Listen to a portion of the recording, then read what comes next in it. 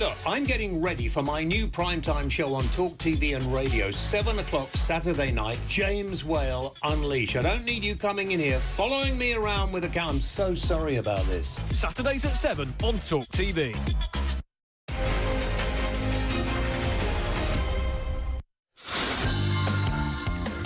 Very good evening. Welcome to the new James Whale Unleash. Get finger out of your ear. Here on Primetime on Talk TV and Talk Radio. So good evening to viewers, good evening to listeners. Andre and Danielle will be here after us at 10. Well, Woke is on at 10, which I'm on. It's like all-night Whale tonight, isn't it, really? Fantastic. And then they'll be here live with a late-night phone-in from 11 until 1. Now, good evening. First of all, this programme is not meant for children. Or people who are easily upset or offended. And I'm giving you this warning now. Obviously, I'll be curbing my language until after the watershed. But really, we're going to talk about things that children, I don't think, will be interested in. I'm just giving you the warning right at the show. The BBC refused to call Hamas terrorists. There was a major demonstration by people shouting out some disgusting, vile things in London today, and we're going to talk about that as well. We're also going to talk about Jimmy Savile. Jimmy Savile, who appeared on programmes that I did back in the 80s and 90s quite often. We have a clip from one of those programmes and somebody that was enticed to Jimmy's flat as well. We also are going to talk to somebody about the sprinkling of fairy dust over Keir Starmer's head. The guy we had actually booked until, I don't know, 20 minutes ago, half an hour ago, who did it, who said, yes, I'd love to come on your programme, has chickened out. Now, if he's chickened out, I have no problem. But if he's been offered a lot of money by somebody as an exclusive, I have a huge problem. Is that all those people are interested in? Money? We'll find out a little later on. But you can understand if he has done that. Can you? I can't. 0344 499 1000 is our number. And if you want to talk, get on the phone, give us a call. And we'll put calls on the air as well. We'll probably take a few more later, but we will take them as well. Andrew Eborn over here with me is a barrister and a good friend of the show. Ash, do I need to tell you about Ash? If you're a new viewer, he's been with me. I'm also a barrister, and I'm just here to make sure. He lies, he tells rubbish. Barrister, I think. Well, not qualified. Stop. Yeah. Stop now. I'll have none of this messing about on the show. The new primetime show, Saturday night, live on TV and radio, OK? I forgot it was the only programme that's going out live, as far as I know, the only programme that will take phone calls from listeners and viewers. Yeah. You two behave. Start calling now. Because if you don't behave, you will be thrown out of the studio, which I'm quite well known for. Try. And I will succeed. Don't worry. I've got 10 burly security officers out here. I wouldn't be doing it myself. I'm far too old to do that sort of thing. So, pro-Palestinian protests taking place in London. People shouting out some really of the most... And to be serious for one moment, we've been friends for a long, long time. You're Jewish. It must be very... Yeah, it is very worrying, and it's unbelievable. It's sort of the atmosphere has changed, hasn't it? I mean, especially on the tube today coming in, because obviously there was a lot of people going there, and there's a lot of tension. You can feel it in the air, and it's a bit of a worry now that we're seeing where these people are standing. I mean, we can see it on the screens there. This is what's going on, and. You know, they started first celebrating before Israel had even reacted, so it was just really a celebration. And that is illegal to glorify terrorism. I'm going to tell you this now. I don't think I'm ever going to pay the BBC licence again. I will not watch television illegally, as far as I know. And no, knocking on the door, you won't be permitted unless you come with police. Because as far as I know, Andrew, you're not legally able to come into my house without a warrant, are you? Well, if you're not watching the BBC, then you don't need a licence. And that sort of thing, and you're not receiving it. But it's not just about any live TV, actually. And you're working on that sort of basis. Yeah. So I think it's very easy, and I think the reality is, James, that they've got bigger issues to deal with as we talk about. I think it's disgusting. Hamas is a terrorist organisation, yet the BBC refused to give them that label. What do you think? Well, I'll tell you what I think, and I've listened to John Simpson explain the reason, to put a bit of balance here, is that the BBC say they're trying to be as objective as possible, so they don't use what they call loaded words like terrorist. Some of the time. They will condemn the activities and they will talk about atrocities, but they won't talk about Hamas being a terrorist organisation. What they will do is say that governments around the world call them a terrorist organisation, including ours. That'd be all right if it was consistent, but they do call people terrorists, like the Manchester bomber, so... And that's the thing. So what we need to look at, Tim Davie is basically explaining about that. He's talking about journalists within the BBC being at risk of that sort of thing if they start using language. They have to be impartial. They have to be impartial. What, even to the Nazis in the Second World War? Let's hear what the Nazis have Their to argument say. is, and plays devil's advocate, and say because they're not here to defend themselves, so I might as well tell you what they would say if they were here. What they're basically saying is that it's up to the audience at home to make up their own minds. What they will do is they're trying to be as objective as they can be in the situation. Okay. I'm fuming with the BBC. Now I'm going to go to the calls, 0344 499 1000. You could text us at 87222. You could text us to 87222. The word talk. Tweet us at the James Well, at Talk TV, at Virtual Ash, at Andrew Eborn. Let's go to the call. Nigel, I happen to know, is a news photographer, and he joins us now. Nigel, I presume you're out on the street. Well, good evening. I'm actually home now, but I've been out all over North London in the last few days since this dreadful terrorist incident took place in Israel. And I was prompted to ring you over a couple of subjects. I think, first of all, as a licence payer, which I have to pay the licence, it's a legal obligation. Only if you watch TV that is live. Yeah. Or the iPlayer. Yeah. Okay. But I think the BBC should hang their heads in shame. They refuse to accept that Hamas are a terrorist organisation, even though they are prescribed in law under the Terrorism Act as being a terrorist organisation. It's absolutely disgraceful, and it seems as if they're taking sides. I think that's fundamentally wrong. I think basically, I'm coming back on that, I don't think they're denying they're a terrorist. They're not using the language. And they say that would go against their fundamental principle about trying to be objective and describe. But what do you say about them not sticking to that principle? Because they don't always do that. And that's so the therefore, inconsistency. it fails. It shouldn't be. It should be ignored. So that's what you need to look at. So you need to turn around and say, if they're going to be this, it has to be across the board. And I'm sure there are lots of examples. You can turn around and say, let's address this then. What they will do, they're not saying they're not terrorists, they're just not using that language because they're trying to do the balance. And I guess looking at the other way... But cutting babies' heads off and that's not balanced, is it? I know. You're balanced about that. No. All right. I think there's an answer on that. Guys, we'll take some more calls. Nigel, thank you very much indeed for that. Thank you. In around about 10 minutes, I'll be talking to Uri Geller. And Uri, of course, is in Israel at the moment. We were hoping to get him on visually, but he is actually having to move from place to place. Yeah, he's in Jaffa, isn't he? What is happening at the moment, I'm not sure. Jason's in Carlisle. Jason, good evening. Your views on this, please. Good evening, sir. How are you? Fine. Bit of a side swipe here. I've got issues with the BBC. I missed that, Jason. Sorry, the producer was yelling at me. He won't do it again. That's what producers do. I know. Say that again, Jason. I've got issues with the BBC. Yeah, we've all got issues with the BBC. Let me ask you this. Go on. And your fellow... Yeah, get on with it. Only so much time, Jason. I'll get on with it. Right.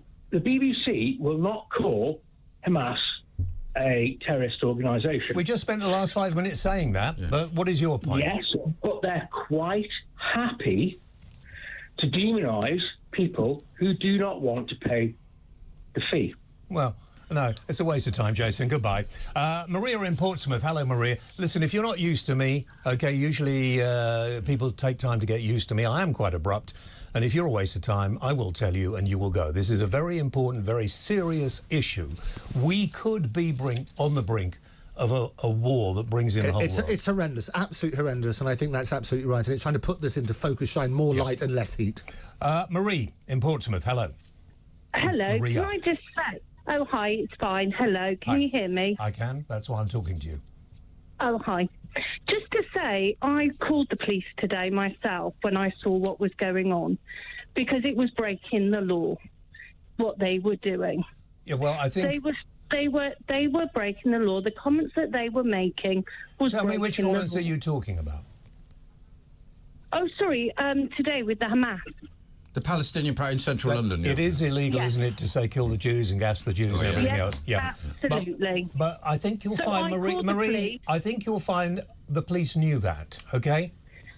Well, that's fine knowing that. Then why didn't they do their job and arrest people? Well, hopefully, retrospectively, they will have video cameras, they film them, and hopefully there will be arrests made. Yeah, I don't think we have the amount of police to arrest the people. We could have arrested some of the people talking on stage. You can't do it as it's going on. It could cause a big disturbance, but then you go do a dawn raid and... Maria, thank you for that. May I suggest that people don't sort of watch a thing on TV and call the police, because the police must be inundated with calls saying this person's breaking the law, that person's breaking the law. They know that. I think what they need to do is have clarity and say, look, this, if you do this, this is what action we're going to take. I tell you what I got very annoyed about, and very nearly, Maria, to call the police myself. Yes. Arresting a guy walking along carrying the Union Jack. Right. This is Britain. It is not illegal for me to carry this nation's flag. And for the police to waste time getting this guy, I mean, it might have been because they wanted to protect him. So in that case, I would apologise. Technically, it is actually illegal for a non-official building or anyone else to fly the Union flag. Is it? Yeah, it is actually. It's Why? An official, because it's an official. Well, I won't tell you what I'm going to say about the FA a little bit later, but still. Matthew in Cheshire. Hello, Matthew. Good evening. Welcome to the programme. Your point. The BBC have a habit of purposely trying to antagonise the public. If you remember when Joe Biden was in Belfast, they purposely put the flag of the Republic of Ireland up on the screen and then tried to pretend it was a mistake. I think a lot of these people basically are so spiteful and hideous that they do these things purposely and then say they were mistakes later. Sorry, Matthew, to break in. I agree with you, by the way, Matthew, but I don't think they're as clever as you say. I think they're too stupid. They're sort of like Corbyn people, aren't they? Don't interrupt me again. I think, to be honest, the Director General of the BBC, and he can call in, I'll take the Director General on the air tonight, but he won't, because he's a bit of a puppet. They're too stupid. What they're trying to do is please everybody all the time. They're not. And, they're biased. Well, they're biased. They're left-wing biased. They're not trying to please Two things that Tim Davey, who you're talking about, would say. Tim, give us a call. I'm sure he would. He's been very public about this, and he will say exactly what I said beforehand. They're trying to be objective, and I take absolutely... The scenes that we see are horrendous. What they're trying to do is to say, look, our job, it's one of the fundamental principles of the BBC, is to report it and show the images and so... but savage things... Like I said, they would actually look to the Nazis and go, oh, the gas chambers. Let's hear from there why they wanted to gas. And that's what you need. No, I'm not saying that. What I'm saying is this: what the BBC would say. And it shows how stupid it is. Will you stop butting in? They're trying to be objective, and they will then let the audience decide based on the things. What Tim Davies also said today, he's worried, talking about reporting the news without fear or favour. Journalists are scared in the current environment, and that's really tricky because you've got to report the facts. You've got to make sure that people can see what's going on in the world, because it is horrendous, and we need to do something about it. And hopefully, Matthew, the BBC will have their spies listening and watching, and they'll take this to heart. Management of the BBC, and I've had experience, the Director General of the BBC are completely stupid. If they haven't understood how biased they sound and look, then they really need to pay attention. Well, they've got blood on their hands. They're giving kudos to Hamas, aren't they? I am the only one allowed to interrupt. Well, why? They are giving kudos to terrorists. But can I finish my point? Well, I've made it now. Chuck, if he goes on again, send security. I had to make that point. But send security if you want. I can't even flicking remember what I was talking about now. Will you shut up? If we have to have the BBC curtailed a little bit, I believe we should have a national broadcaster. We should have a national news channel with no commercials. Education is okay for the BBC. A couple of other things. We live in a very diseased information age, and at no time has it been more important to have an independent broadcaster who can hold everybody's feet to the fire. And I think that's the reality. But the trouble is, trust comes in on foot but leaves on horseback. And there have been so many challenging things at the moment that have been addressed on major broadcasts on that We basis. must get as many calls on as we can on this. A lot of people want to know your thoughts about the BBC refusing to refer to Hamas as terrorists, which they are continuing to do. Doreen in Worcestershire. Doreen, you're on the air. Good evening. Oh, good evening. It feels as though it's my birthday. To the point, Doreen, please. We'll be chattier later. What do you want to say? First of all, could someone explain to me why I've heard that the Black Lives Matter are supporting Hamas, is it? Why are they supporting that group? Okay, wait there, Doreen. Do you want to? I mean, I haven't heard that. I would imagine. Firstly, this is hearsay upon hearsay. I mean, I haven't heard it directly. My understanding, and what I would say, there's a lot of fake news, and what happens in a war, truth is the first victim. Yeah. So I always question everything. We haven't heard it directly, and so we can't really comment on that. Okay, thank you. Jenny's in Hampshire. Jenny, good evening to you. Your thoughts on the BBC? Well, I'm sorry I wasn't phoning. I was more phoning about the fact that we've got this problem in this country now with people protesting for Hamas. They're saying on the news that people that live in Gaza are not, or majority are not for Hamas.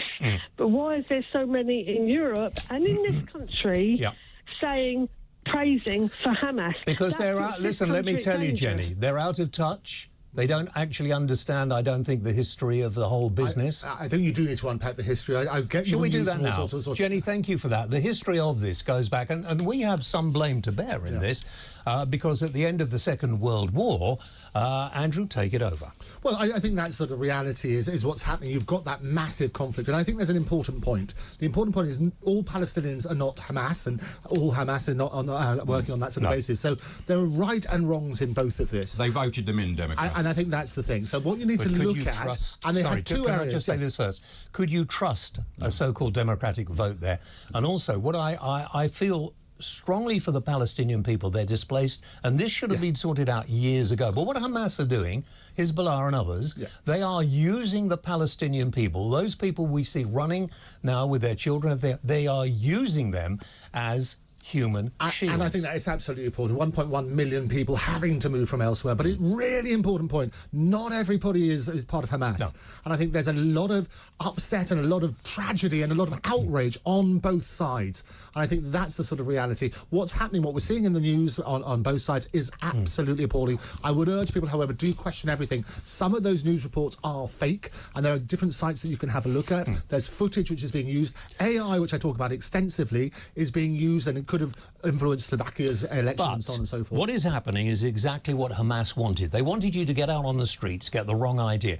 There are legitimate film footage of them killing elderly people, children, and of course, as we've seen as well, holding them hostage. So this is all reality, but you're absolutely right. Israel follow international law, and Hamas try and kill citizens. There's a big, vast... They're total polar opposites. Absolutely appalling. And what everybody... People need to get on side, really. Hang on. What everybody is doing is actually doing what Hamas wants. All those people demonstrating on the streets is doing what they want.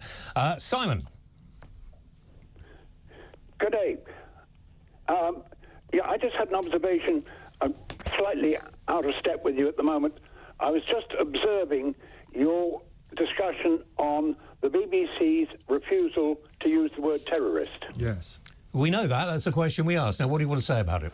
What I want to say... Well, the first thing is, this is about the third or fourth day we've had this debate on your channel. It's been on every channel. If you don't want to listen to it, there are other channels, and you're more than welcome to go there. You're talking about it. I do like listening to your channel, but you've been on and on about this one for a little time. Well, you're wasting my time. Thank you very much indeed. Goodbye. Barry is in Norwich. Barry, good evening. Oh, hello, James. How are you? I'm good, Barry. What would you like to say? Just like to make a comment on the BBC refusing to call Hamas terrorists, yeah? Go on, then. It doesn't actually surprise me that the BBC, the quicker they make it a subscription channel, so people like me and yourself don't have to pay money for that nonsense, the better. Yeah. I agree, and I suppose if, as they did in Australia, wasn't it? People just refused to pay. What would you say? I mean, it's interesting, Barry, because we've made the same point a few times. What would you say to their argument that they're trying to be objective so that people at home can make up their own mind? What would you say to that? No, I don't think the BBC can be. I mean, there's so much controversy around the whole Jimmy Savile stuff and everything else. I don't watch the BBC. That's just weasel words to get away with what they're doing. Yeah. Barry, thank you for that. Glenn's in Hastings. Glenn, and by the way, a little later on, all this provocative demonstrating, which is what they're doing now, like a guy who sat on the top of the main buildings at Exeter University, didn't make a lot of news this week, from Just Stop Oil, spreading red paint all over the place. You're idiots. Complete and utter stupid frigging idiots. And actually, on that, I was down at the BBC today, and somebody has sprayed red paint over the mains of the building. Absolutely. Because they've got blood on their Do you really think it does any good? It doesn't do your cases any good at all. Glenn's in Hastings. Glenn, good evening. Oh, good evening, James, and thanks for letting me talk to you. Well, you haven't He hasn't let you yet. Go on. No, at the moment, you know, like you say, the world's in a very dangerous place. And I like to think of us as all brothers. And I just think a good... And sisters. Are you listening to me? Oh, yeah, sorry, I can't. Oh, yeah. Okay, no. So what I'm saying, James, is we've got these protests worldwide, pro-Palestinian and pro-Israeli. I just think it would be lovely if all together they united and sang the same song. All we are saying is give peace a chance. I'm sorry to get emotional, but, you know, we need to do something positive. And if these people didn't start, you know, waving banners and just sing all we are saying. So all these citizens got murdered and killed, and you think the Israelis should go, let's all have a sing-song, give peace a chance. Is that what your answer to it? Carrying on like we are, is it? Because if we carry on, we're going to cause a lot of wars. Let me ask you one quick question, because I'm running out of time. Okay, Barry? Glenn, sorry. Glenn, listen. You know, sorry. Whale is talking. Listen. If somebody had shot your grandchildren dead, filmed it and sent it to you, how would you feel? No, I wouldn't feel very good. But the trouble is, but then you can understand that. Would you want to sing "Give Peace a Chance"? But the Israelis are trying to get the people out of the way if they can. And Egypt aren't taking them in. No, and the problem is that Hamas is standing behind these poor people who are trying to get out and trying to keep them there at gunpoint as well. Sorry, Glenn, to leave you there, but it was a good point, very good point. Yeah. We're going to take a break. When we come back, we're going to be talking to Uri Geller. Very good evening. Welcome back to the James Whale Unleashed, a brand new primetime Saturday night show. 3 hours of live entertainment. I tried to get him Starring out, Ash. but he wasn't there. Our other guest this hour is Andrew Eborn. He's a lawyer, a barrister, and a futurist. I'm going to ask you a question about that a little later on. Now, I've just been we are, at the moment, trying to get Uri Geller on. I have to be honest, Uri's been a friend of mine for over 30 years. Uri lives in Tel Aviv, and he's just sent me a text. Lives in Jaffa, which is virtually Tel Aviv. In the old town, actually. The old yeah. Apparently, Tel Aviv has come under terrible rocket fire, presumably from Hezbollah, if it's up. No, that will be from Hamas. Okay. Yeah, rockets. So we're trying to get hold of him. Most probably. Could really hope that he is okay. We will try and get back to him during the course of the programme this evening. Now, we're talking first of all on the new show tonight about whether or not the BBC are biased for not calling Hamas terrorists, which most people seem to believe that they are. I think they're just stupid and fairly thick, the government of the BBC. Judges are told not to jail rapists. We're going to talk about that later. And also the sort of demonstrations that are going on. That's you, that is. Yeah. I'm sorry about that. He's that's our trail app, virtual Ash. Ash, please stop it now. 03. You see, you put me off. That's the trouble. If I had a script, it'd be okay. I could get back into the script. I also need to warn people, this is not the normal sort of show. If you're a young person and if you're easily offended and upset, this is not the show for you. So we're talking about that, demonstrations, we're talking about the BBC biasness, and the people who are rather thick and stupid who went out on that march today, because it just shows that you do not understand the history of the situation. Nobody wants to see this sort of death and destruction. Nobody wants to see it. And some of the things that you've been shouting out about Israelis and Jewish people are disgusting. You are as bad as anyone else. Well, I mean, also, a lot of these bombers that have done it here are anti-Israel. So the 7/7 bombers, the 9/11 bombers. So it's all linked. It's all linked. Rockets flying into Tel Aviv at the moment. We wish everybody safety. David in Glasgow. Hello. Hello, David. Hi, everybody. How are you doing? Good. Yeah. The BBC's totally wrong. Yeah, but whatever views that we have, we're just not going to change their stance. One of my concern that I've got, we've seen various conflicts over the years, 60 years, whatever, with Israel, and they've all been terrible, and there's been death and destruction and everything, and it's all been terrible. One thing that really concerns me today with this current conflict is that we've got the Ukraine-Russian element coming into play. We've got these 100,000 plus migrants coming into this UK, and who knows what type of people they are. We've seen in various European countries. Well, they were celebrating the Hamas attacks. Yeah, so we've got a powder keg going on here at the moment, that's unlike anything we've ever experienced in history. This is one of the, I think, one of the most dangerous times for us in this country since the IRA. Yeah, I think we are living in incredibly dangerous times, as I say, and poisonous in terms of information. What is really interesting, we've had lots of callers talking about the BBC and saying that they are not being objective. They're trying to be objective. So what is the answer when they will listen to this? They're trying to listen to the people's criticism around them. They're basically peddling the same story. They're trying to be objective, which is why they don't use emotive language. Well, the big problem. Yes, go for it. The big problem is we're importing terrorism. The man that blew himself up at the in Manchester arena, he was kicked out because he was Islamist fundamentalist, and we brought him in here. Here's a really good point. Here's a really good point, and it's from Diane in West Yorkshire.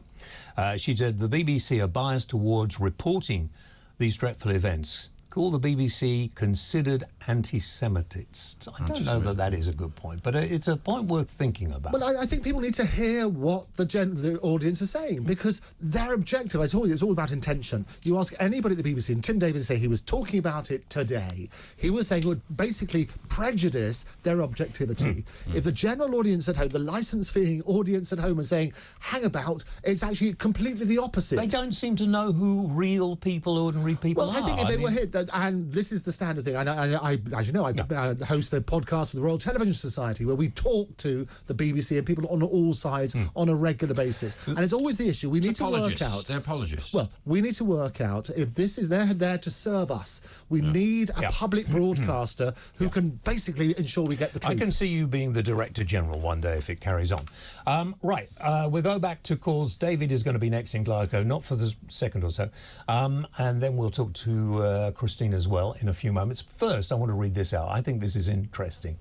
A lot of people called Suella Braverman for criticised Suella Braverman for saying clearly multiculturalism has failed.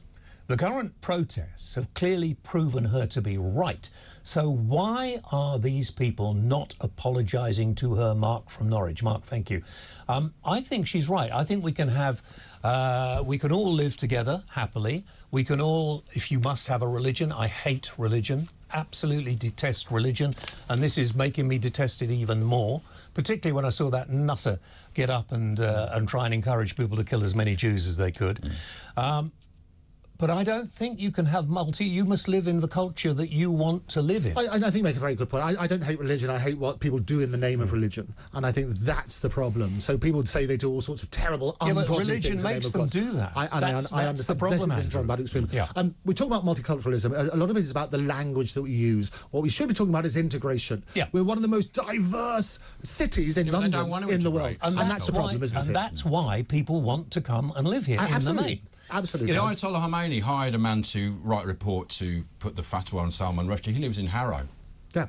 So all these are under our protection. Why do we import it? And this is the problem. So when Suella Braverman was talking about multiculturalism, she's saying what's happening is people are living in their own little ghettos. Look at Abu Hamza, look at Omar Bakri Mohammed, both been on this show. Integration is what's key. People are welcome over here in the right sort of way. What Boris said during the Olympics, I was with him in 2012, and he said, look, we are probably in London, one of the only cities in the world that could welcome anybody from anywhere in the world with their own country, their own cuisine, and so on and so forth. Do you remember when Omar Bakri Mohammed came in, he brought all his thugs with him? And the other one, Abu Hamza. Yeah, and we told everybody the truth. I bet you wouldn't have a discussion like this on the BBC. I don't think you'd get away with it, to be quite honest. David in Glasgow, you're on the air. David, good evening. Yes, hi. Could you just pose one question for the BBC? With all these protests that are going on in the UK, what would the BBC's response would be? And it's horrific to say, but what if there was a terrorist incident with these protests? What if it was proven with this incident that it was led by Hamas, there was some connection? What would the BBC's response be then? Well, I mean, you make a very good point. What they do and what they're trying to do when being objective, they're talking about the actions. So they would talk about atrocities, they would talk about that sort of side, but not applying a label because they think that would prejudice their objectivity. That's what they're saying. So even the Borough Market. Isn't this a terrorist act? The Borough Market, just across the road from where we are now. So we absolutely criticise. So they would report on the atrocities, and they would the language that you're using is they turn around and say it is recognised as a terrorist organisation by a number of governments, including our own, around the world. But they give them a bit of balance, which gives them power. David, thank you. Christine's in Surrey. Christine, good evening. Your point. Hello.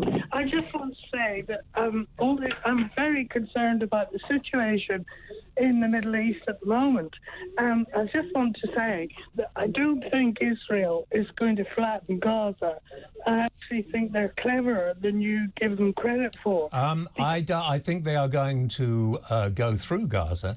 I don't think they're going to flatten it. I think that would not do them any good in world standing at all. Can I just say something? Because I know from personal experience. What personal experience? My father-in-law was the chief engineer in Uganda. And what has this got to do with this situation? Because the Israelis went in the Entebbe airport and they were able to get those terrorists. Yeah. And they were able to pinpoint and they saved the hostages. What I'm saying is I don't think they're going to, kill innocent people. I think they're going to... It's going to be very, very difficult if they, if Hamas are pushing innocent people in front of them. But I believe that they will do their best not to kill innocent people. Of course, they abide by international law. And I think it's horrendous. When we talk about these things, we tend to be sensitised, don't we, about the horrors that are going on. As soon as you see the real faces behind all of this, personify horror, and then becomes very, very real. They make people put the missiles in their own houses. You're right, absolutely right. Christine, thank you for that. Good point, actually.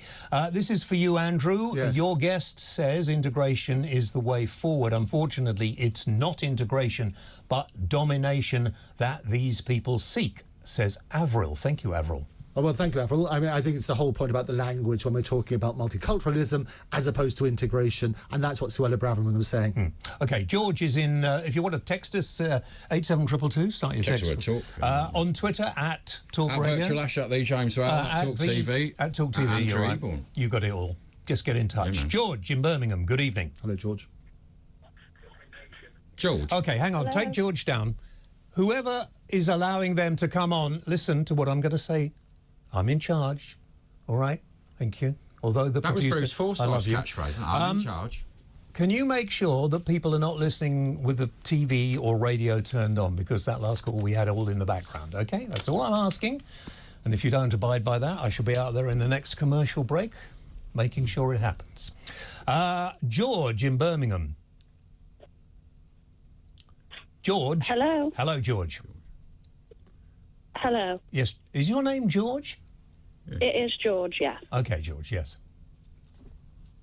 George, have you got a problem? Because I've got to move on. You've got to carry on, George. I'm very concerned. Yeah. Why? The world is falling apart. Thank you for that, George. I think we probably know. 03444 499 1000. But I am an optimist. I think it can be saved. Tom in Essex. Tom, good evening.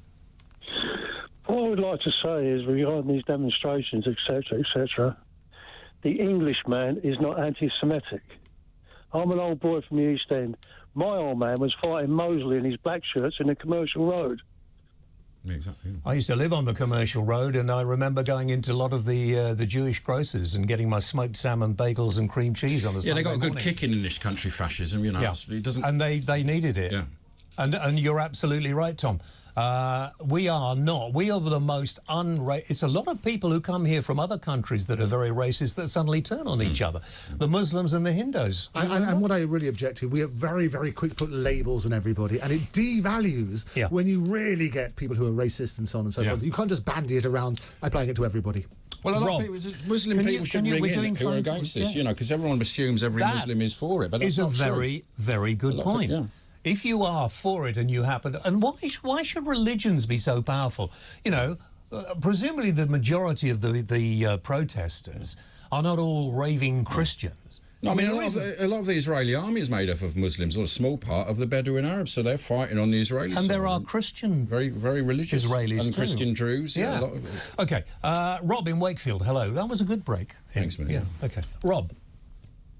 Oh, Rob, your point. James, all hail, James Whale. Yeah, that's very good of you, Rob. Takes me back about 30 or 40 years, but thank you. Yeah, you're welcome. You're welcome. Can I just mention what we're probably forgetting, and what we're not forgetting? All hotels from Land's End to John O'Groats, and I've tried to book into them. I've just come off holiday. I had to book into guest houses, which I couldn't get in because the hotels are full and the people that are working are booking into guest houses. They're completely full. Can't get anywhere. What would you think if something else is afoot here? Rob, what you're talking about is that the people coming to this country illegally are being put in hotels and guest houses and everything else. And I totally agree with you. And I think that this has to stop. And people coming into this country illegally, for whatever, we don't know, need to be put in detention centres. Like the barge, we need loads of those. We need many more. Could be murderers, and until rapists, they're checked out, and if they can't be checked out, take them back. And quite frankly, I think the majority of people in this country are now fed up. And Suella Braverman, the International Court of Human Rights, various other organisations have got to actually be stopped trying to do this. I know that people want to leave certain parts of the world because it's better to live in another one. But allowing people into your country without any recognition or knowing who they are because they throw their documents away, that is illegal, and they need locking and they're somewhere. diluting the culture, the sovereign state. OK. I want to squeeze Sarah in before the break. Sarah's in West Sussex. Sarah. Hello. Hello, Sarah. Sorry. I don't want to disagree. I'm totally against Hamas, and I'm most probably totally ignorant, like most UK people are. But ignorant about what? Most UK people are not ignorant. No, ignorant about a lot of the religious bits and pieces. But I think you shouldn't be. No, but I think Jews should have their own country, and that talking rubbish. Goodbye. Thank you, Sarah. I'm sorry, but that's a good point. you know what? Well, you got your own country as well. That's why they have, Sarah. Yeah, maybe tell Sarah they have. She wants another country. Maybe another one would help. Where would you like another country? A backup country. Okay, Yeah, maybe. fine. Yeah, good Ridiculous. idea. I mean, we should just very briefly before the break just discuss very quickly. Israel was founded at the end of the Second World War because Jews were homeless, and that was a problem. But what we should have done, and Britain was very involved in this, and there was a war right at the beginning of the founding of Israel. I mean, I'm telling you stuff you know. What we should have done is found a definite place where Palestinians could have called Well, home. they split up the whole of Arabia, didn't they, Saudi Arabia, and they should have just put everyone in their parts and not put this, which is a big sore that's been going on 70 years. And because there's never been allowed a settling war, it's just gone on. What's the solution? Very briefly, what do you think the solution would be? I don't know. I think Egypt should get involved, and maybe, I don't know. Well, hang on. Maybe get rid somebody, of Hamas. You've got to get rid of that. Maybe somebody should actually try and get in touch and let us know. After the break, we're going to be talking to the leader of Extinction Rebellion. Stay tuned. This is Talk TV and Radio.